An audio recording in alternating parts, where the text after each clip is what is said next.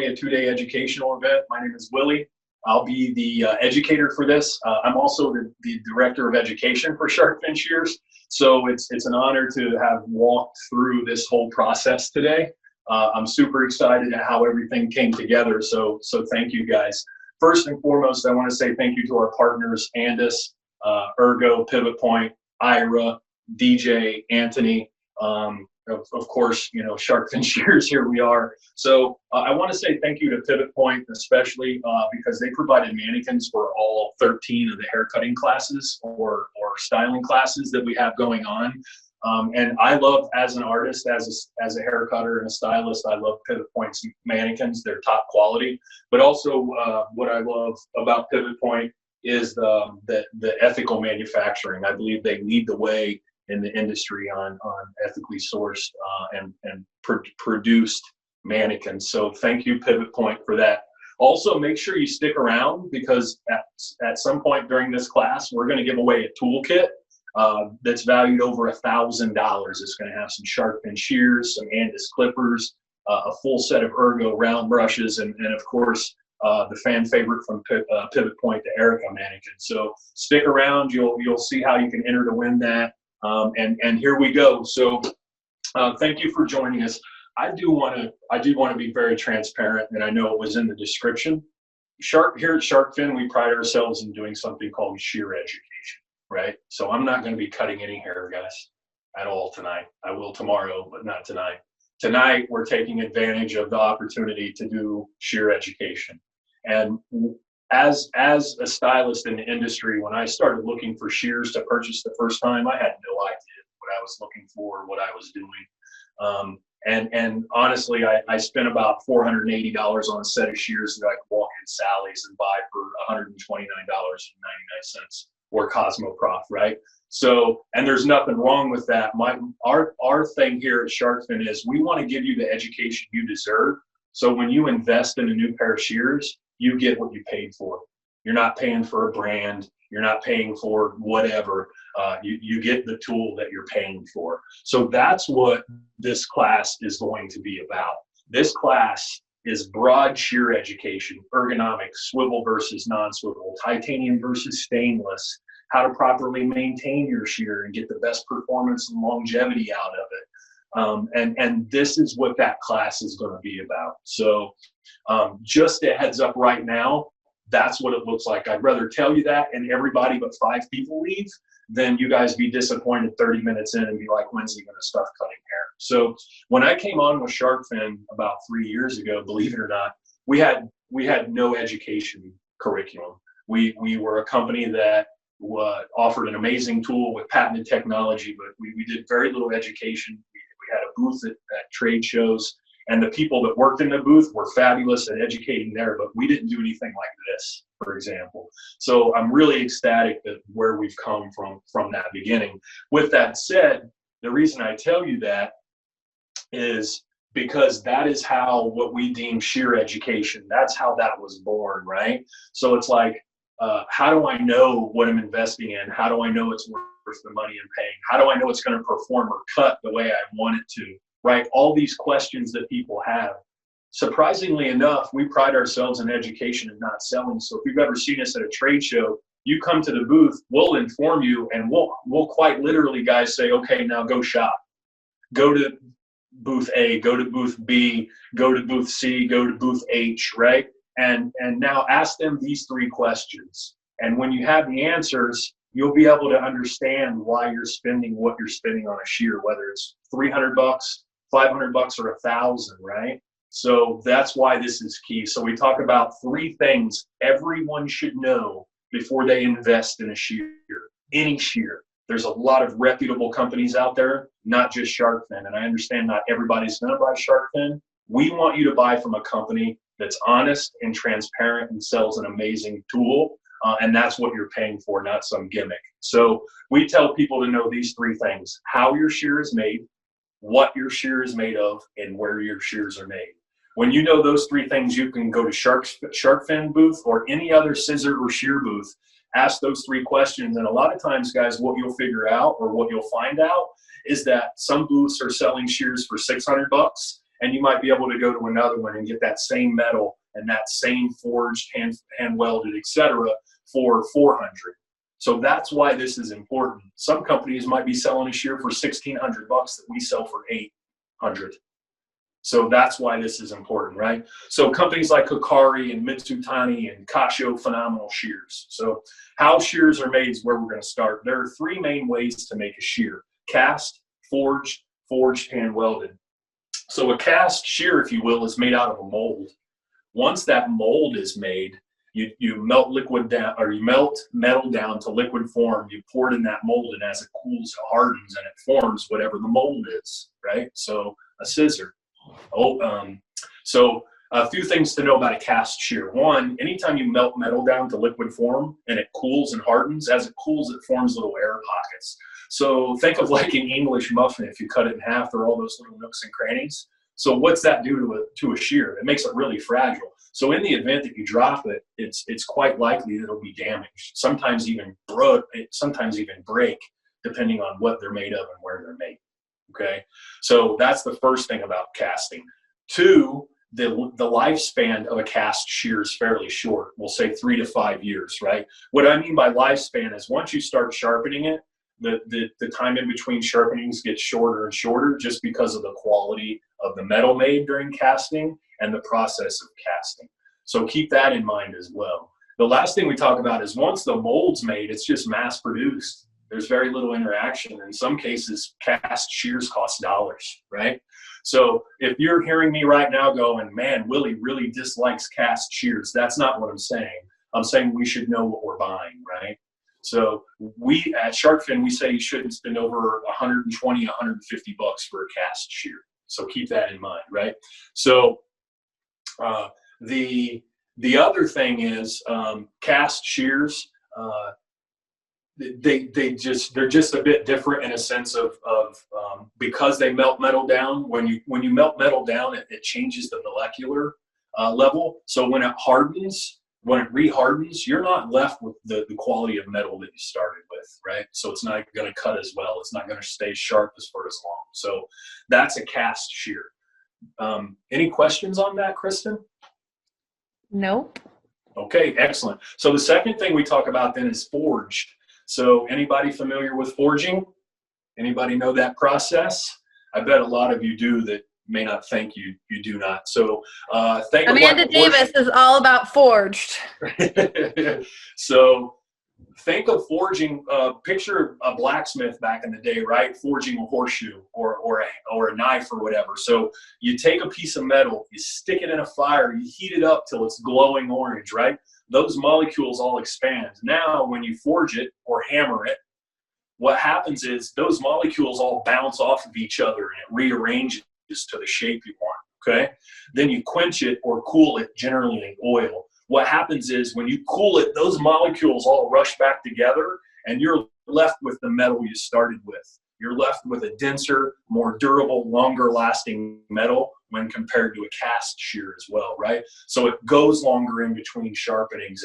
It performs better on different types of hair, right? And it's what we call a lifetime shear if you take care of it, meaning that it will last you your entire career if you lubricate, disinfect, and check your tension regularly, which we're going to talk about in a little bit, okay? The downside of a cast shear, and I hate to say downside, but a cast shear costs more to make, so it's going to cost you more. You know, every one's done by hand. You know, it's not mass produced by a machine. So forged is better than cast, right? So forging is just still a single piece. So then we talk about forged hand welded. That same forging process where you heat up a piece of steel, the molecules expand, you hit it, they bounce around and rearrange, right? So that same process is made, but here's the deal in forged hand welded.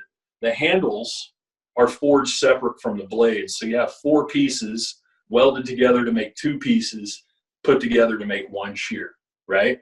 So why?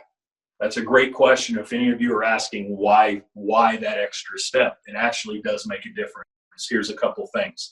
One, you don't need the same metal in the blades, high-end metal, because you don't need that same metal in the blades as you do in the handle, right? Because the handle's not cutting hair. So we don't need that precious metal in the handles. Also, it makes for what's called a more tunable shear, right? So what that means is the balance is better. So you can control the balance if you have, if you have a longer blade or a shorter blade, you can control that balance from the handle to the blades. In the event that it's dropped, because it's forged hand welded, it's much less likely to be damaged. And if it is nicked or anything like that, it's much more likely that it can be repaired instead of you have to buy a new one, which we have an amazing warranty, so that wouldn't be an issue anyway, but that's beside the point, right? So all of our shears from Shark Fin, even our student shear that some of you may have received in your kit in school, if some of you are students who are on here, all of our shears are hand forged, hand welded. We only do hand forged, hand welded, even our student shears, which is really, that doesn't do our student shear, it really does our student shear disservice when we call it a student shear, because it's a professional shear, hand forged, hand welded, Japanese 440A metal. So that's the how of it, right? How shears are made: cast, forged, hand welded. All of our shears are forged, hand welded. Cool. So that's how. Any questions about the how? No questions right now. Jackpot. Thank you. You're doing great back there, Kristen, by the way. I appreciate it. Thanks. I'm trying really hard. So the next thing we want to talk about is what shears are made of.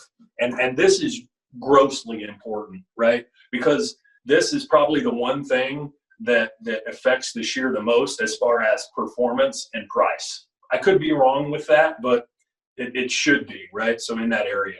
So we talk about what shears are made of. The most professional haircutting scissors are made out of Japanese steel. So Japanese steel is kind of the top tier in our industry. In Japan, there are 2 steel mills currently, I think 2, that are called Hitachi or Aichi steel mills. They're known for making the purest, most consistent Japanese metals, right? So inside of that, there are 4 main metals used for making professional haircutting shears from Japan. So 440A would be your base metal, if you will, right? 440C, very little price or quality gap, right? Then you do a big jump to what's called VG10. And then the best of the best is what's called ATS 314. So some of you out there may have heard of Damascus before. May have heard of Damascus before. Damascus is as much about the process of making it as it is the metal, just so you know, right? And we offer a Damascus shear, but we'll say the best of the best for now is ATS 314, right? So I don't want to put you guys to sleep. So the most important thing to remember about metal is the better the metal, the better the shear is going to dry cut, slide cut, point cut, the longer it's going to go in between sharpenings, right? So our Pro Line shear, Japanese 440A metal, roughly $300, right? It's a little less than that actually, but I'm just going to round up. That is Japanese 440A metal. Our Monarch, which is, it's our elite cutting shear. It is roughly $850, sorry. And the main difference between these 2 shears, as I drop them on the floor, the main difference between these 2 shears is the metal, right? This one is 440A, it's the base metal level, roughly $300. This one is the Japanese Hitachi ATS 314, which is roughly $850 with us, okay? Some other companies sell this same metal, forged, hand welded, without our technology for much, much more than that. So again, don't mistake my passion for educating you so you make an informed decision when you purchase a pair of shears. Don't take that as me trying to sell you guys, because it's not. I just want you to use your money, your hard-earned money, that as best you can when you invest in a new pair of shears, okay? So remember, the better the metal, the better it's going to do things like dry cut, slide cut, the longer it's going to go in between sharpenings, but also the more it's going to cost, right? The more it's going to cost because of the metal. For example, too, I'll say this and then I'll move on. Our 440A metal will go roughly 12 months in between sharpenings if maintained properly. Our ATS 314 metal, the Monarch, the Pro line, roughly 12 months. The Monarch will go roughly 18 to 24 months in between sharpenings if you maintain it properly. So just keep that in mind. So any questions on that? Amy says they last longer than that. Well, great. So look, so Amy, I don't know Amy. I didn't pay Amy to say that. I promise. Or maybe I do know. Maybe I do know Amy. I don't know, but I promise you I didn't pay her to say that. Amy says, nope. We take pride in offering an amazing tool, guys. So I say roughly 12 months for the Pro and roughly 18 to 24 months for the Monarch, because, you know, people get more and people get less time. So I think that's a good indicator. So for example, you know, if your shear sharpener comes in or whenever he or she comes in and says, hey, see you in 3 months, cool. But that doesn't mean your shears need sharpened every 3 months, guys. They don't. Generally, if there's an issue, it's because it's a tension issue. So keep that in mind. So that's the how and the what. Any Willy, questions on? We do have a question from Olivia asking if you have any sharpeners in Canada. Oh, Olivia Fenimore? Yes. Yeah, hi Olivia. How are you? So we did. As of this moment, as I stand here right now, because the list is always updating, I don't know. So anybody who has Shark Fin Shears, the easiest way to find your sharpener is to call the office. And we have a full list of certified sharpeners all around the world. So, and they don't work for us. They're certified from us. And the reason we do that is if anything ever happens to your shears from our certified sharpeners, we replace the shear for free. How cool is that? We're the only company in the industry, unless something changed recently, that offers that. So, and they don't work from us. We don't get kickbacks. It's simply that's what they do, and we want your shears in good hands. So, great question, Olivia. So then the last thing we talk about is where shears are made. We talk about places like Japan, Korea, China, Pakistan, right? And, you know, I've never been to any of these places. I just know based off of the education I've learned over the years as a hairstylist, traveling and talking, right? The best, you know, some of the best companies in the industry come straight from Japan, right? Hikari and Mitsutani. They lead the way in the shear industry. So, and they're phenomenal shears. So, and then we talk about, you know, Korea and China. Phenomenal shears come from Korea and China. The thing is, you know, metal's metal. Once it's forged, once it's hand welded, metal's metal. So companies who finish shears in Korea and China, you know, they do that for pricing. You know, our $300 shear, if it were made in Japan, might be in the $500 to $600 range, or $600 shear might be in the $8,000 to $1,000 range, etc. Right? So that's why companies will choose to do their finish work in Korea or China. You just want to know where it's made, right? You want to know specifically where it's made. To kind of give you an idea, if you go to a trade show and you see a table with a bunch of shears sitting out and there's a sign that says 1 for 50, 2 for 75, or 3 for 100, we probably should know what we are getting into with that. You know, and a lot of times people tell me, well, you know, I just paid $100 for my shear. Okay, cool. How long does it last? When should you get it? You know, when do you get it sharpened? How often? And I've had people say to me, oh, I just buy a new one when it's time. Or, you know, I had a sharpener sharpen it and it never cut the same. That's because of the quality, honestly. I'm not saying sharpeners don't make mistakes because we're human, but it's quality. It's quality. So keep that in mind. Whenever you're looking at a shear, I don't care if you come to a trade show and I'm showing you, regardless of what I say, you should know how it's made, what it's made of, and where it's made. So I don't know if this is going to work. Forgive me if it'll focus on the shear and not on me. It won't. But on our shear specifically, we laser it on how it's made, what it's made of, and where it's made on every shear. So if you're spending over $150 on a shear, you should know these 3 things. If you're spending hundreds of dollars on a scissor, you should know these 3 things. So you can go up to a booth and say, how's your shear made? Well, you know, okay, well, it's either cast forged or forged hand welded. What's your shear made of? Oh, well, it's molybdenum. Guys, molybdenum's an ingredient. It's not a metal. It's cobalt or it's stainless, right? No. If you're paying hundreds or thousands of dollars for a shear, it should tell you specifically what it's made of, specifically how it's made, and exactly where it's made. Okay, so just keep this in mind when you're moving forward. So that's how, what, where. Any questions? Lots of questions, Willie. Okay. So back to sharpening, we did have a comment of someone indicated that they had a class with Randy recently. Yes. And he said that there is a certified sharpener in Canada. So great news. There you go. Had some other questions about do we have sharpeners in New York, and maybe just a general resource of where people can go to find a list of sharpeners. Yeah, so that's great. So we don't want to spend too much time on sharpeners in New York or Connecticut. The best thing to do is, if you want to know the nearest sharpener to you, call our office at 888-544-7254 and tell us where you are, what state and city, and we'll tell you who your nearest certified sharpener is. That's the easiest way. Randy is on the chat indicating it's Samari Sharpening in Canada. There you go. Thanks, Randy.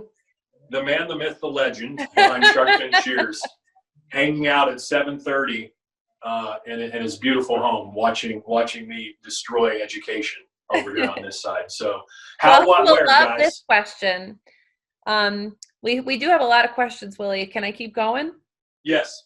So, a student is asking about tension and how to know the right amount of tension. I know that's one of your favorite topics. So that's a great question. We're going to go over that in a little bit. This is one of those ones where if I get sidetracked, we'll end up in Texas and everyone will be on at midnight. So we're going to go over that specifically at the end of this class. Okay. Good, better, and best of Shark Fin. Say that again. What's the good, better, and best? Good, better, and best. So the good, better, and best. Good would be Pro Plus. Better would be Double Shark. Best would be the Monarch. And those are all based off of metals. Japanese Hitachi 440A, Japanese Hitachi VG10, Japanese Hitachi ATS 314. Great. Yep. And while you're on the topic of what's best, what scissors are better, 4-inch or 6-inch? Oh, we're going to talk about that. That's a great question. And I'm probably going to ruin someone's night. So, and I don't mean, or I'm going to make someone's day. So we're going to get to that as well. Good. And last, we have a student who got their shears through school and never registered them. So asking if the shears are still covered by warranty. Yeah, that's a great question. So if anything ever happened, you would just call the office and tell us the school you went to. Yes, 100%. All right, great. Well, let's move along.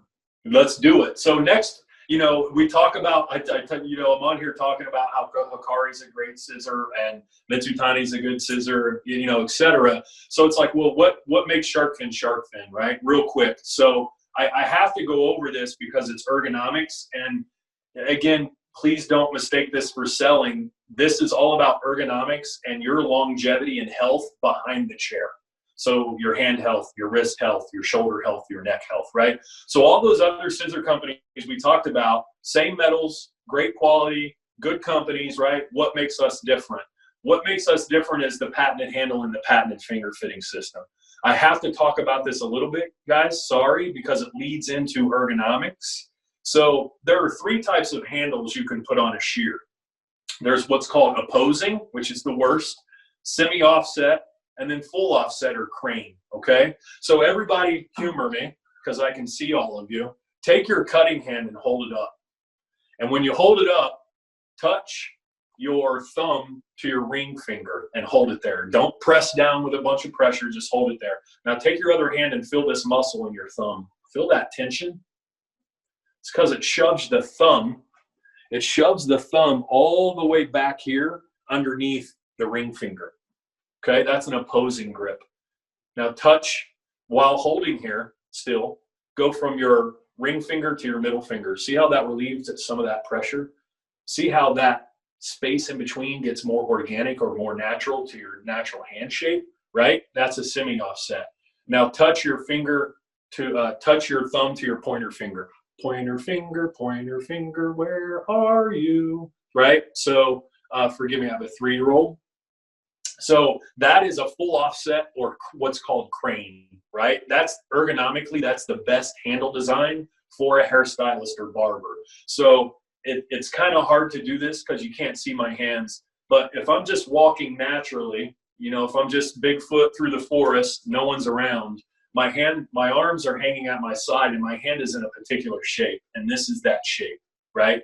My thumb is underneath my index finger. I have this space right here. So when you put on a shear with a full offset handle, it keeps it that way. Now, other companies do a full offset or a crane. This isn't some sneaky way about getting Shark Fin in because we're the only company that does it. Pretty much every company at this point does a full offset. And I talk about it because all of that reduces finger fatigue, carpal tunnel, tendonitis. All those things travel and land in your shoulder or your neck. For those of you who are watching who are new, may even be students, this is huge, guys. Huge for your longevity behind the chair. Posture, ergonomics, body position, how we stand, our feet being wide enough or too close together, grossly important. I can tell you that if somebody showed up here in a time machine today and said, hey, you can only go back to when you were in school, right? And you could go back and relearn something or pay more attention, it would be ergonomics. 100% without a doubt. I did 1,800 hours in I think 16 months for schooling, I think, right? And when I left, all those bad habits went with me.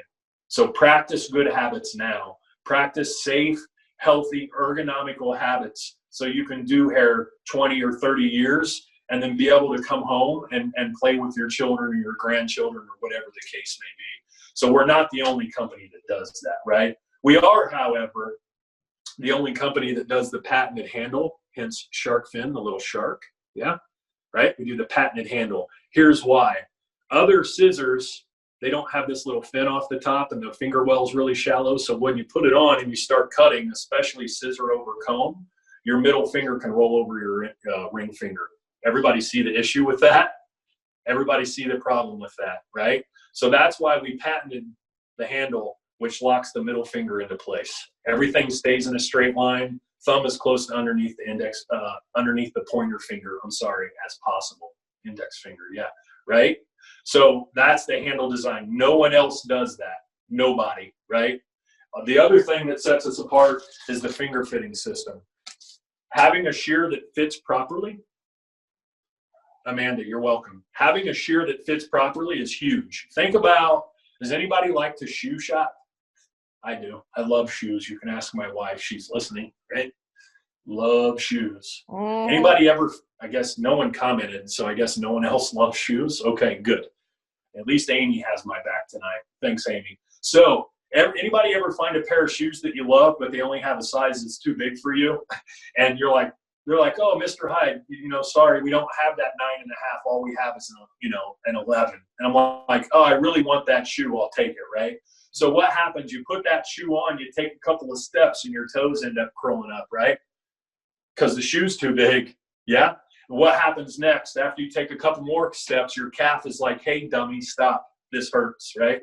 That same thing happens to your hand when your shear doesn't fit properly, right? Everybody take your hand and hold it up and then put a bunch of tension and pressure in your hand. You feel that all throughout your hand, into your forearm, into your elbow, day after day, week after week, month after month, year after year. Not good, right? So we've done a finger fitting system so we can fit your perfect ring size or your finger size. So if a shear is too big, it falls down over your knuckle and you end up holding onto it like this. That's another issue. Not good, right? Not good at all, okay? So this is how a shear should fit. This is hugely important. This is how every shear should fit, okay? I'm not making you. I've worked with some of the best artists in the world, and they're like, whatever, and that's fine. I share this with you because I've felt the difference in my body, right?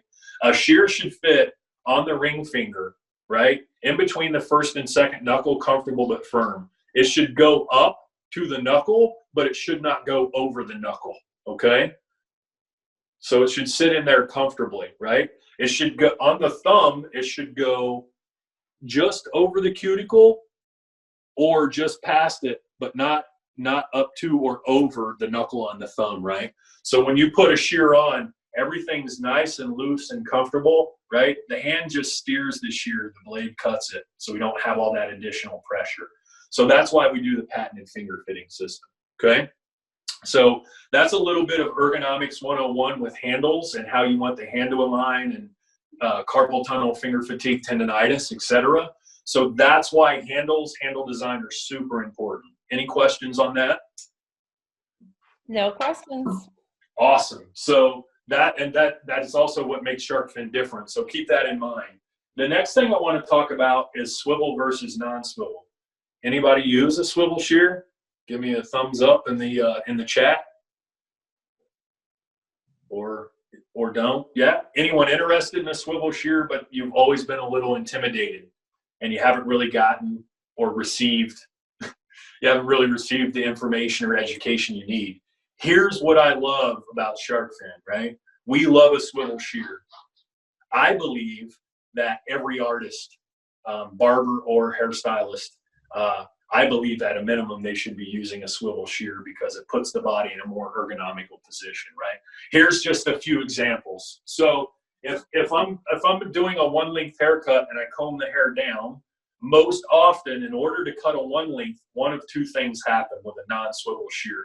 I roll my wrist to get the shear in cutting position. Everybody see the issue with that? Yeah? yeah, me too, right? So when I was in school, the other thing that Willy did as a student in school is he would take the hair in his fingers and he would flip it up, right? And then he would cut it. Anytime I move that hair from natural fall, it's no longer a one length. Even if it has just a tiny bit, which is usually what happened at the end, I had a little layer. It wasn't a perfect one length, right? Also, slide cutting. If you slide cut and you use a non-swivel, a lot of times this is your body position when slide cutting. That elbow is up.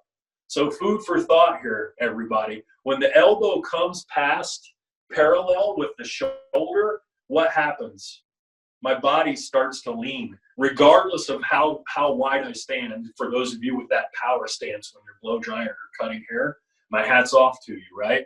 But regardless of how I stand, once my elbows start coming up, look at all that tension and stress through my shoulders and neck, right? So we want to keep that elbow at the side. So a lot of slide cutting, you would end up doing this, or, you know, this, right? So 2 examples with a non-swivel, okay? Real quick. Now I'll show you with a swivel. So a swivel shear, we comb down instead of rolling the wrist, right? Everybody see that? Instead of rolling the wrist, I swivel the shear. Wrist is straight, elbow is in, right? So everybody with me? I swivel the shear. Hopefully that comes across in video. I'm trying to figure out the best angle to show you, right? That's probably the best angle, right, Kristen? Yep, looks good. Okay. Yep. So instead of here, watch this. So I can roll from, this would be what my wrist would look like on a one length with a non-swivel haircut. Guys, look at this. With a swivel shear, this is what it looks like. So watch my body position change. I go from here, wrist and elbow, right? I'm just going to roll out of this and look how much more comfortable it is. Right? So that's, right? Number 2, slide cutting. So instead of being here, I am here. This is going to be tricky too. So instead of being here, slide cutting with a non-swivel, I'm going to, check this out. This is going to be tough again. Forgive me, guys. So I'm going to swivel my shear all the way around. My wrist is straight now. My elbow is in now, and I can slide cut. Right? And I can go as up and down as far as I want. Even when cutting hair and doing layers, for those of you, if you watched DJ's class earlier, it's all about the finger position. That elbow comes out, now I'm limited on what I can do and how high I can work. Plus, it's really uncomfortable, right? So if I simply change my finger position and keep my elbow in, now I can work 6, 7, 8 feet high on extensions or whatever, and it's not hurting me. as opposed to this. Now I'm limited on how high I can go up. So hopefully that makes sense. So slide cutting instead of here, right? And this is hard to come across, forgive me, swivel the shear all the way around and slide cut. And that same thing, instead of here slide cutting, right? We're here slide cutting. So hopefully that comes across in video, because swivel shears are life. Everything I use is swivel, even my texture shears. That's not true. I have one non-swivel shear. It's a 7-inch, and it's for all my scissor over comb when I'm barbering. And because it's on the side of the head, the minute I start doing length or interior, I'll switch to a swivel shear, just so you know, okay? So that is swivel versus non-swivel. I'll say this. If you buy a swivel or a super swivel or a slider, which is one of our shears too, right? Patented technology, it swivels and it slides. If you buy one of those from another company and it doesn't custom fit to your rings, to your fingers, it's going to feel loose and you're going to hate it and you're going to put it away and you'll never use it again. I can't tell you how often I'll say, have you ever used a swivel shear? Yeah, but I didn't like it. Well, how long did you try it? A couple of haircuts. Guys, if you've been doing hair for a long time, it's going to take some time to get used to a swivel. We'll do a 30-day money-back guarantee just for that, not for it, but just for that. We do a 30-day money-back guarantee, so if you can't adjust to a swivel. But it took me a solid 2 weeks to get 100% used to a swivel, to where when I picked it up, I wasn't still holding my elbow or wrist like I was using a non-swivel. Cool? So swivel versus non-swivel. Any questions on that? Yeah, so pretty cool that you can try it risk-free and see how you like it. I may start doing hair if I can try it risk-free. But for those folks who want to try it and kind of feel a little nervous about using a swivel for the first time, what are some best ways to get acclimated to the change? Oh, so it's a great question, right? So the number one thing I did in school to get really good at scissor over comb, so it's a nice fluid open and close, is I would do this during roll call, right? So only my thumb is moving. So when you open and close a shear, it should be just your thumb. It shouldn't be chomping like this. This is me talking, as a lot of you are learning, unfortunately. This is me cutting hair. Make sense? So with a swivel, put it on, make sure it fits properly, right? And then hold the shear, and just with these two fingers, that's where all the control is. Just start practicing moving it back and forth and leaving your thumb stationary. A lot of people put on a swivel shear and the pinky comes off like we're drinking tea with the queen, right? We're not hanging out with a gaggle of corgis and the queen. It's not happening, right? So the pinky stays on, the fingers stay on, okay? Yep. So then the controller in these two fingers. So just practice moving it back and forth, right? And as you practice, is this a good angle, Kristen? Yeah. Okay. As you practice, what's going to happen is you'll find that it gets more and more controlled. And believe it or not, my pinky is doing about maybe 10 or 15% of the work too, which is keeping this with a swivel. When you're learning, the most important thing with the pinky, it helps keep the shear closed. So it doesn't end up open, end up in somebody's hair, end up closed. And then you're like, oh, I'll just texture that out. No big deal, right? So just practice, practice, practice. The second thing I can tell you, put your old non-swivel shear away, because it's muscle memory, right? You work all day with a swivel shear, you're tired, you're ready to go home, right? You pick up your non-swivel shear, you've lost everything that you learned. It's all muscle memory. So number one, practice that little technique I showed you. Number one is probably put the old shear away, non-swivel.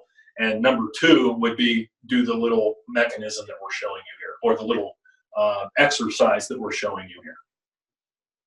Great question.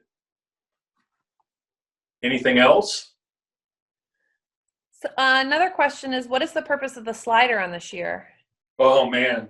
So real quick, okay? On a swivel shear or a non-swivel shear, the thumb is stationary. So wherever it is, right? So, a swivel shear will swivel, but it's still stationary. So if you have a longer thumb or shorter thumb or longer or shorter fingers, what's really cool about this, you'll see this shear goes from almost an opposing grip to a semi-offset to a full offset, and you get about 20% more range forward in a slider shear. So the closer your thumb is to underneath the pointer finger, the more ergonomically correct it is, the more it's going to relieve tension. It's a little bit more freedom. Like, you know, you would go non-swivel, swivel, super swivel, slider, right? I love the slider for point cutting because the thumb moves back and forth, so you get a little bit of momentum through the thumb. Great question.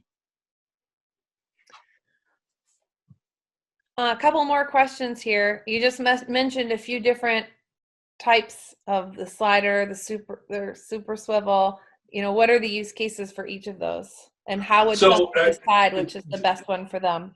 Right. So it's all about ergonomics, guys. So non-swivel would be kind of your base. The most natural progression from that would be swivel, then a super swivel, then slider. You know, we urge people to start out with a swivel because it's a big transition from a non-swivel to a super swivel or slider. With that said, it can be done. Also, if you buy a super swivel and you can't get used to it, it can be converted if you buy a swivel and you get used to it and you love it and you think, man, I really wish I would have done super swivel. With us, you don't have to buy a new shear. We have the mechanism just to upgrade it to a super swivel, and it's like $20 or $30. So, cool. Good questions. Good questions. So, we're coming down the home stretch here for everybody. So hopefully everybody's still with me. Hopefully everyone's still awake. I know this isn't your typical class where you're not seeing someone cut hair, but we do truly believe that this information is next level. So the next thing I want to talk about, which is something someone asked earlier, is how do you know about length, right? How do you know about length? So length is a preference, plain and simple. I've heard all kinds of things. I've heard things like your shear should fit in the palm of your hand. If it doesn't fit in the palm of your hand, it's too long. I've heard all kinds of crazy things. I go back again to when I was in school. We had an instructor whose name was Mark, and Mark used to finish concrete, and he was about 6'5", maybe even bigger, probably 250, 280. And if I remember correctly, he was classically like Vidal Sassoon trained. But he had huge hands, and he had a tiny 5.5-inch shear, or actually maybe even 5, you know. So length is a preference. With that said, I will say this: don't spend 10 minutes on a 5-minute haircut. In theory, right? In theory, the longer the blade, the more hair you can cut. The more hair you can cut, the quicker you can get through a haircut, the more haircuts you can do. We all know where this is going, right? The more money we can make. Now, inside of that, hear me, please. I'm not just whacking off a bunch of hair because I have a long scissor. I'm still using technique and body position and elevation and over direction and all that good stuff, right? So keep that in mind when you choose the length of a shear. What we tell you is put a shear on, make sure it fits on your fingers. If it feels comfortable, go up a size. If that feels comfortable, go up a size. If you get to a 6 1/4 or a 7 and you're like, oh no, then back it back down. We do shears anywhere from 5-inch all the way up to 9. So just, it's all preference. Keep in mind too, we get asked all the time, oh, I see you guys have a 5.5 and a 6 1/4. Why not a 6, right? Or do you have a 6-inch or a 6.5-inch? Guys, here's something that's important when you're measuring a shear. Make sure you measure it from pivot to pivot, from tension knob to tension knob, or pivot to pivot. So for example, if we sold a 5.5 and a 6, that length is distributed over the whole shear, not just in the blade. So the difference would be maybe 1/4 inch in the blade length. So keep that in mind when you're looking at lengths as well. For me personally, I use a 6 1/4 for all my length on long hair. I use a 7-inch for all my barbering, and I use a 5 or a 5.5-inch for all my interior. I do a lot of point cutting, and anytime I go over a 5.5-inch, I always cut myself. but that's just me. I know educators that use a 5-inch for everything, and I know educators that use a 7-inch for everything. So make the decision that's best for you. So that's length. Any questions on that? There's so many questions, not just about length, but about other things. So let's hear a few of them. I mean, we're the last webinar, so I'm not, I don't want to. I know we're coming up on. Forgive me, my watch died. So we're running on 45 minutes now. We have an hour. I only have a couple more things to go through, so we're in a pretty solid spot. So just fire some off at me. All right, fire away. Well, while we're on the topic of shear length, does the type of haircut influence the size of shear that you choose? So, example, I think that's an amazing question. Thank you. I'm not comfortable saying yes or no to that as an overall. I think for some people it may affect the length of shear they use. But for me, as I'm thinking about it, sorry, I'm trying to take a moment and put myself in that space. There are some haircuts, usually, especially above the shoulders. And if I'm doing graduation in the back, I'll use a shorter shear. So I could see where that would be the case, but I don't think that that's just a blind yes or a blind no. Great question, though. Great.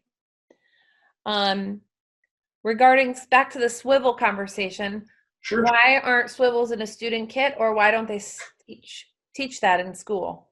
Kristen's going to get me in trouble, right? So, oh man, we offer swivels in a student kit. Lots of times in my experience, man, if Randy's still on, I don't want to get in trouble and I don't want to offend anyone, but I'm a pretty straight shooter, right? So as an educator, still on? I don't know. As an educator, I can only teach you what my educator taught me. Does that make sense? So if my educator doesn't know how to use a swivel shear, how can he or she teach me to use a swivel shear? So the challenge a lot of times is not everybody knows how to use one. So, the integrity of giving you a shear that someone may not know how to properly teach you to use. While I say I would love for all the schools that we work with to use swivel, I understand why they don't. Okay. Now, in your day-to-day, are you using more than one swivel shear? Oh, yeah. So, here's my shear case. So I have a custom 4.5-inch shear that was made for me. It's a Shark Fin shear, but it was customized by our master sharpener. So swivel, I have a swivel 5.5-inch Monarch, a swivel 6.25 Monarch, a swivel 6.25 double Shark, and a 7-inch non-swivel. And then I have all of our texture shears in swivel. Good. And yes, I use all of those shears. Maybe not on every single haircut, but there is a need. And here again, there are artists out there that can do everything with a cutting shear. They wouldn't even need a texture shear. So it's all preference. Good. Now, what about barbering with a swivel shear? Oh, I think it's a great idea, right? So again, this is my 7-inch Monarch. Like legitimately, this is my personal shear, right? So all my barbering is done right here. But here's the thing: as a barber, if you scissor over comb and then you're comfortable using the same shear, then get it in a swivel. That way, when you switch to the top of the head and you start cutting square or round or whatever, you have a swivel shear, which saves your wrist, your elbow, your shoulder, your neck. Great. Some questions about pricing difference between the super swivel, the swivel, standard, etc. If you compare apples to apples in the same line, so if you look at a pro and a non-swivel, and let's say it's $300, the swivel would be approximately $30 more. The super swivel would be approximately $30 more, if my memory serves me, than the swivel. Okay. And double jointed thumbs, is that a problem, or does the swivel help with that? I'm not real. I know what double jointed thumbs are. I don't know if that comes with pain or any difficulty with range of motion. I don't know. But I don't, with that said, I don't see why it could cause issues. That's for sure. Because it gives your thumb more range of motion. Got it. Great questions. Here's a good question, and somebody after my own heart. Which shear is best for textured curly hair? So we're going to talk about it. There's really not a best, right? I think at that point it's about technique and understanding how hair works and curly hair and how it reacts differently than wavy hair, which reacts different than straight hair, right? So I think I'll take that opportunity to lead me into what's the difference between stainless and titanium, right? Because as long as a scissor is sharp, a shear is sharp, it's going to cut the hair. So, you know, the finish on the hair is going to be good. You know, you rate even a razor's a little bit different finish, or if we point cut, right? So stainless versus titanium, right? So this is one of the things that would affect the feel or the haircut, right? So stainless shears, when I say stainless, is just silver, right? And then titanium, when I say titanium, is any color. Yeah, so this is our rainbow, right? So keep this, whenever you ask this, all of our stainless shears come with what's called a full convex edge, right? So that means it comes all the way down to the sharpest, finest point possible, okay? And what that does is the sharper the blade, the better it's going to cut, especially certain things like dry cut, slide cut, right? So full convex is the best. The challenge with a titanium shear is because of the color, if you put a full convex on, when you sharpen it, the color will come off. And we warranty that, so we don't want that. So titanium will have what's called a semi-convex edge. So it'll come down and it'll kind of blunt out, if that makes sense. Here, you guys want to go on a journey with me? I'll show you. I'll show you if I can.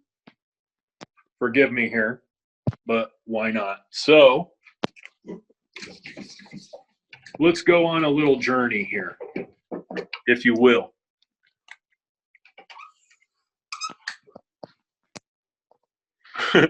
I'm a horrible artist. So full convex comes all the way down to the sharpest, finest point. Thank you, Olivia. And then semi-convex would come down and almost kind of blunt out and then go back up. So the best analogy I've given people, oh, you see my messy office. The best analogy I've been able to give people in the past that I feel like they could relate to is in art class. Remember a paper cutter? You have paper cutters. You take one piece of paper, you put it in, and it's like, right? That's semi-convex. Now take 5 pieces of paper. It still cuts. You just feel it cutting a little more. That's a semi-convex. So most people would never know the difference. But there are some people out there that are super hand sensitive, and they feel the difference. So some people may say a titanium shear is dull or crunchy. That's why, because it's a larger cutting surface. So other than that, though, back to the curly hair, that it shouldn't have an effect on how the hair is finished or how it affects when cutting, unless the shear is dull. Good question, though. So that's stainless versus titanium. Any questions on that? Not specifically to that, but a question is if any of the shears work better or differently for different textures, or if it's the same regardless of hair texture. It's the same regardless of hair texture, right? So the main thing with hair texture, whether it's density or anything like that, is if somebody has thick, coarse, curly hair, take a smaller section. I mean, that way, you know, you don't create, weight in the hair or whatever. Take smaller sections, your shear's still going to cut. So that all comes down to technique, right? It's not the tool, guys. This is the part where somebody just said preach, but this is the part where I tell you, you can be the best hairstylist in the world and go into your kitchen for the most part and grab a pair of scissors and you can do a haircut, okay? or you can be the worst stylist in the world and buy $1,000 shear, and it doesn't matter because we don't have the technique and the education and the passion or drive or whatever to deliver it. We make the tools, man. We make the blow dryer. We make the curling iron. We make the scissor. It's not the, you know, the scissor doesn't make me. My education does. My passion, my devotion to my craft. That's what makes me, right? I make the tool. The tool doesn't make me. So please remember that. If you're at a trade show and you see somebody on stage with smoke machines and putting on a show, that's great. And if they're using a product, that's great too. But remember, they make that tool. The tool doesn't make them. I'm done preaching now, sorry. So Randy chimed in and says for the double jointed folks that the swivel shear is where it's at. So great recommendation. When do you use and why do you use thinning shears? Well, we would be here all night, guys. Thinning shears is a class in its own, and I'm perfectly happy to put together a class for next week and go over thinning shears. And I don't mean to dodge that, but really to get the full effect of using texture shears, I need to be cutting hair so I can show you the finish of the hair. Texture shears are used for all kinds of reasons. Right now, for all my men, for all my barbering guests or short hair guests who don't want clippers, I love performing scissor over comb with a 28 tooth texturizer, the entire haircut, because it removes length and weight, but it leaves movement and texture in the hair. That's one example, just off the top of my head, of a creative way to use it that a lot of people don't. I'll do an entire haircut scissor over comb with a 28 tooth texturizer. Well, we've got a lot of interest in a class like that, so maybe something to add to the agenda. Yeah, if Randy's watching, Randy, write that down for me. I'll never remember it. A question about using shark fin shears to cut extensions. Yeah, so that's a great question. In today's day and age in our industry, a lot of hair, mannequins, extensions, wigs could be real hair, so no issues, right? Something to think about with synthetics is it'll dull the edge quicker, right? So what we say sometimes is if you're doing extensions and you do that regularly, you may want to invest in like a shear specifically for extensions, knowing those things, especially if they're synthetic, right? So synthetic hair will just dull an edge quicker. So that's the only thing I would recommend in that sense. We have a couple of amazing stylists in New York that I've grown very close to, Lewis in particular, who does a ton of extensions and he uses our shears and it's phenomenal. Great. Which is best for longevity, stainless or titanium shears? So longevity in what sense, right?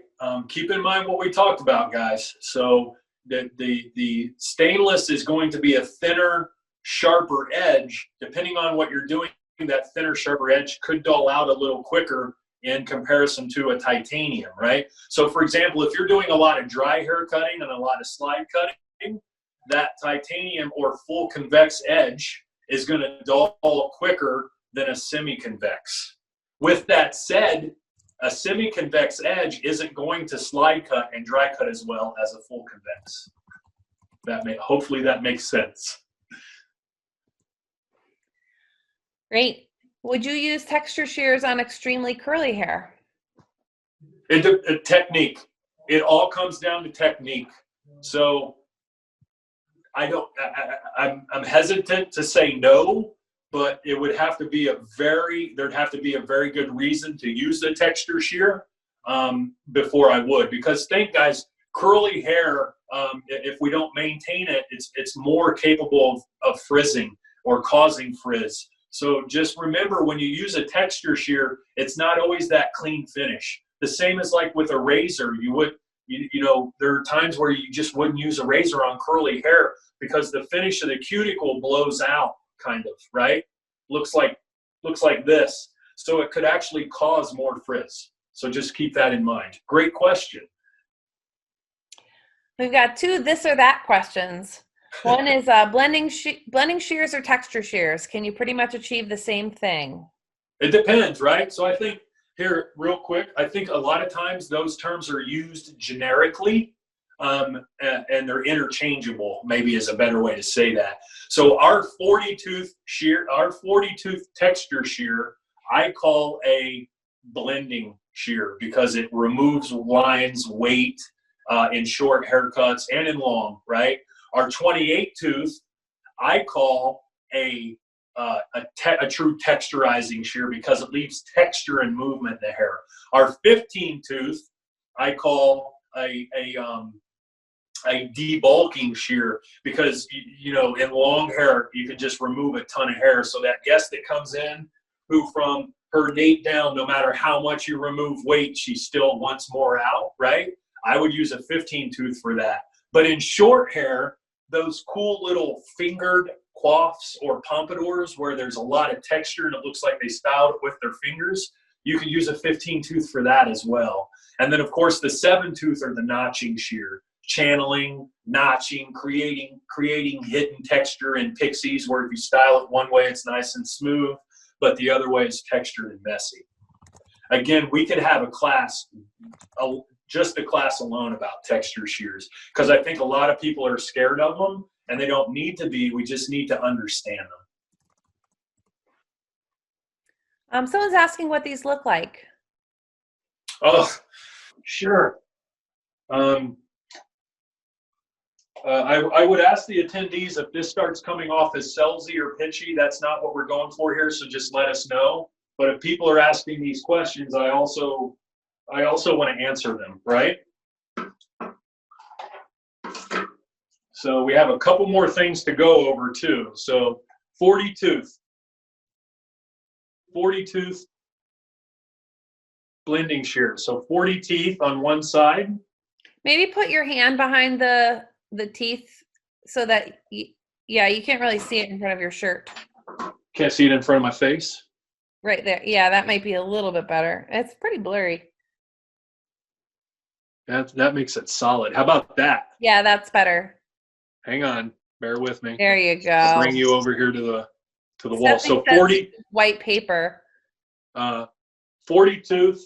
Man, I wish you guys had stopped telling me what to do.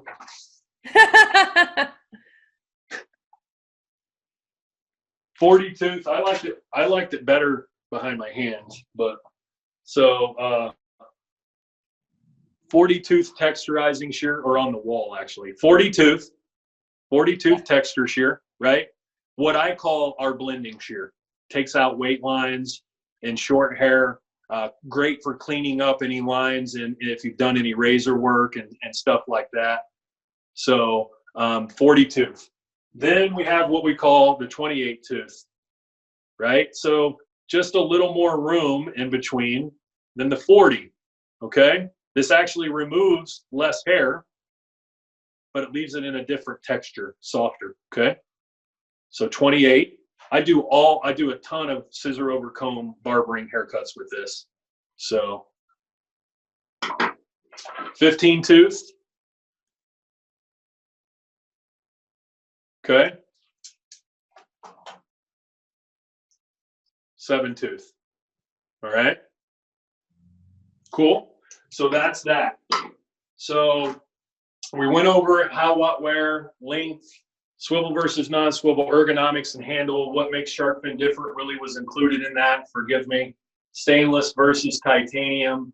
What I want to do now is I want to touch on maintenance, right? So the most important thing about your shear is maintaining it properly so you get maximum performance out of it and longevity in between sharpenings.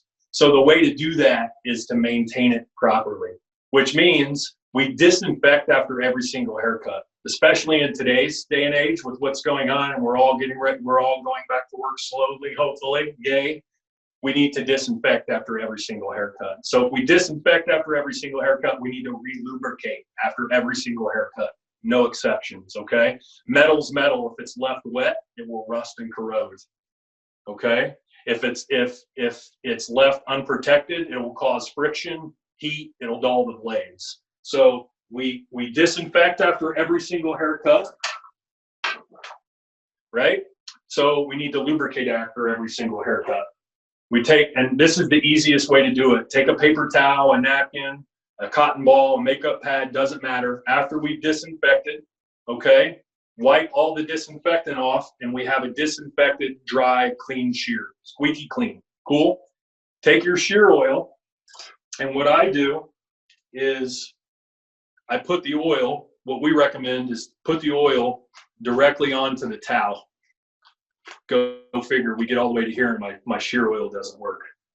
So that's what I get. So we'll pretend there's a bit of oil on there. Once that's on there, open the blade, pinch down, and then slide the shear. This hand slides. Don't slide this hand. You'll only roll your finger over a blade one time, and then you'll never make that mistake again. So the length and width of the blade, flip it over, length and width of the blade. Okay, you've lubricated. You want to distribute that oil over the length and width of both blades. Please, if you're currently lubricating your shear by gobbing a bunch on one blade and then opening it and closing it, that's not proper. If you're using clipper oil or any type of clipper spray that's disinfectant, that'll work in a pinch, guys. But the viscosity of that is much thinner and it runs off. That's made when you spray it on clippers to help pull the hair off. The viscosity of the clipper oil is thicker, as you can see in here. So it's meant to go on and stay on, right? So that's that. So disinfect and lubricate after every single haircut. Then the last thing we talk about is proper tension. Check your tension multiple times a day, at least 3 times a day, right? Using it, it can wear out. Tension is probably 95% of the issue with shears. When people call us and say, well, I've only had my shears for 3 months and I think there's something wrong or they need sharpened, right? It's generally a tension issue. If a shear's too tight, when you open it, it just stays open. Also, it takes more pressure to open and close a shear. That pressure transfers down your hand, right, and etc. We all know the deal there. Also, that friction blade on blade can wear down an inch quicker, okay? If a shear's too loose, on the opposite side is, if you've ever tried to cut hair with a shear that's too loose, what happens? Sometimes it just bends and doesn't cut, or it pushes hair. So the easiest way to find proper tension is hold it by the thumb. You can hold it parallel, or just don't hold it just don't hold it vertical. So horizontal slightly, right? Tap it open. If it's too tight, adjust accordingly, right? What you would like to see is you want it to open and close, but leave about a ½ an inch or so at the tip of the blade, okay? So I think I'll go back one where I was. Nope. So you see, it can be a bit of a handle. There we go, right? So that's what we want it to look like. So after that, you're saying 90% where you want to be. Put the shear on, open it and close it, right? You shouldn't feel any drag, or you shouldn't hear any drag or anything like that. It should be nice and quiet, okay? So that's the proper way to check the tension. So clean, disinfect, after every use, lubricate after every use. Check your tension multiple times a day, 2 or 3 times a day. This is going to prolong the longevity of your shear, and also it's going to prolong the sharpening. It's going to last longer in between sharpenings, but also your shear is going to last you longer. Every time you sharpen a shear, you're taking metal off, so you want to be careful with that. So as we're wrapping up here, Kristen, thank you guys. Kristen's going to share a little flyer here. We're going to give away an amazing gift tool basket, compliments of Shark Fin, Andis, Pivot Point, and Ergo. So you'll see here the basket we're giving away, the toolkit we're giving away is easily valued at over $1,000. So you have, from us, you have a set of professional, the Pro Line swivel stainless cutting shear with matching texturizer and razor. From Andis, you have the set of shears. Forgive me, Andis. I just want to get this right, okay? So I am going to look. Yes, So, you just said set of shears from Andis. Did I? Sorry. From Andis is a set of clippers. The cordless MBLI Andis adjustable blade clipper and the cordless trimmer. From Ergo, a full set of brushes from Ergo, which are amazing. They have, I use all of this stuff, guys. So my Andis clippers are over here. There's a pile of pivot point mannequins in the corner. Kristen has been looking at them. Ergo brushes, I love the tourmaline. So their technology. So it's the way to enter a pile. Say that again. That pile of mannequins literally is a pile, and it's kind of creepy. So in order to enter this contest, text 888-544-7254 right now. So 888-544-7254. We will select a winner after the class. You guys are amazing. Thank you. I'm glad you asked questions. So you can only win one toolkit per event, meaning you can only win once over the next 2 days. You can enter in every class. That's fine, every class you attend, but you can only win once. Thank you guys so much for hanging out with us. Don't forget to text. Kristen, I know we had a time limit and we went over, but here's what I'm thinking.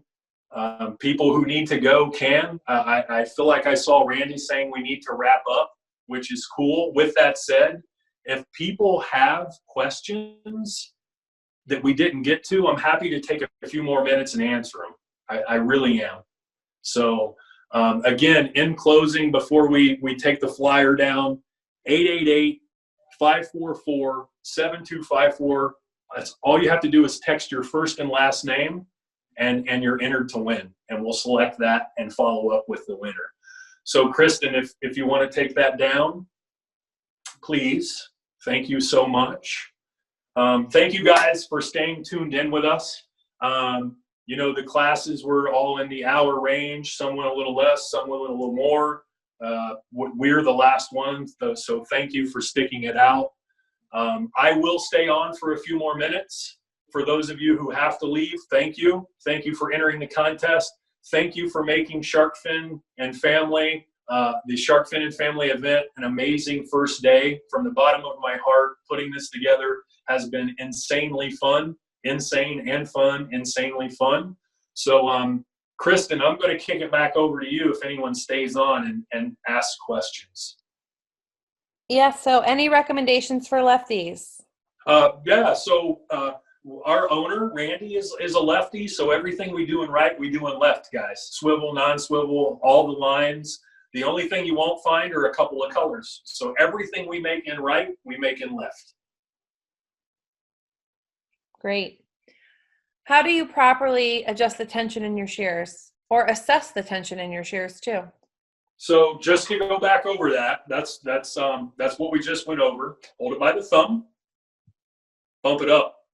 It should open and close, but not close all the way. You want approximately a ½ an inch or so at the tip of the blade, right? So that's what we recommend for ours. And then how do you adjust it? Say that again. How would you adjust it? Oh, so with ours, it's a tension knob. I misunderstood. Sorry. We have a tension knob. We don't use a key because those keys are hard. They strip out. Then it's tough to adjust. So we use a tension knob. Great. It clicks too. You feel it. Righty-tighty, lefty-loosey. And is the tension the same for regular and texture scissors? No, it varies, right? So with a texture shear, when you open and close, you want to open it and close it the same way. But with a texture shear, you know, you want the teeth going packed throughout, so that should close about a quarter away or so and stop. So you're going to see a bigger opening because then that impacts throughout. So when you close, your texture shear is your comb. So I cut hair for years with a texture shear where I would comb it up, take my texture shear, put it in, close it, open it up, then take my comb and comb it out, right? Your texture shear is your comb. Put it in the hair, pull it out. but you better make sure you have a great quality texture shear and the tension is appropriate. Otherwise, it's going to pull their hair. Great question. And I'm scrolling back. There's a lot of activity in the chat. Randy recommended titanium for extensions. Yes. And then while we're on the subject of titanium, what about titanium versus cobalt? So, you know, I'm not real versed in this. Cobalt shears, I don't think they're 100% cobalt. It's a high percentage of cobalt in the shear. So I don't know. I've never cut with a cobalt shear. So I personally, I'm not even going to speak to it because I don't want to be wrong, nor do I have the knowledge. But here's what I will do. Whoever asked that question, if you will email me at Willy, W-I-L-L-Y, at sharkfinshears.com, I'll do some research and get an answer for you. Great. Fun fact, your wedding ring is made of cobalt. Another question about sharpening. How long does it take for shears to be sharpened and returned? So that's a great question, right? These are all things I didn't want to go too far into because this was about shear education in general and not so much just raw shark fin, right? So most of our sharpeners are mobile, which means in a lot of instances, they'll come to you. If not, then you mail them out. That process is generally about seven business days. Great. And a question from Alex, who just got his first pair of swivel shears. Yay, congratulations. He feels a click on the edge of his shears. He loosens the tension, but he's still feeling the click. Is that normal? It isn't. So maybe there's a nick in the edge or something like that, or the blades are crossing over. So when you open and close a shear, it should be smooth as, I don't know. I don't have a good analogy. I'm sorry. But no, it's not normal. If it's our shear, give us a call at the office. Excellent. Well, that's all the questions that I have. Amazing. Listen, guys, thank you. I know we went about 10 minutes over, and then we went about another 10 minutes at the end with the questions. Hopefully everyone, I see a ton of comments. I love doing this style of class because if people stick around for it, they learn a ton. I know they do. You know, I've heard the comments and the feedback. So thank you for spending an hour and 20 minutes with us tonight. From the bottom of my heart and from Shark Fin, thank you for making Shark Fin and Family Day 1 a monumental success. And I look forward to Day 2. We're kicking it off at 1 p.m. Eastern with DJ Muldoon, Knowledge Destroys Fear. So, and then we'll have classes every hour and 15 minutes after that through 8:30 tomorrow, guys. So thank you so much for everybody who attended. If you need anything from me, you know how to get a hold of me, Willy at sharkfinshears.com. And remember, it's nice to be nice. Take care, everybody. Be safe. Thank you.